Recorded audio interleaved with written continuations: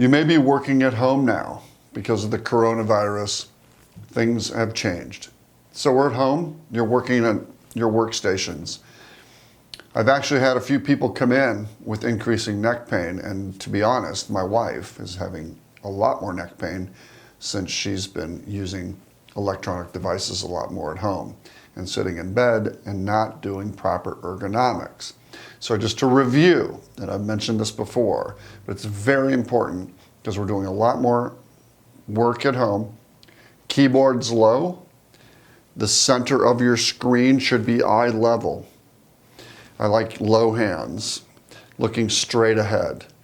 If you have a laptop, there are laptop stands, but I would like you to get a wireless keyboard to get your hands lower, because this is not a normal position for your neck or your low back.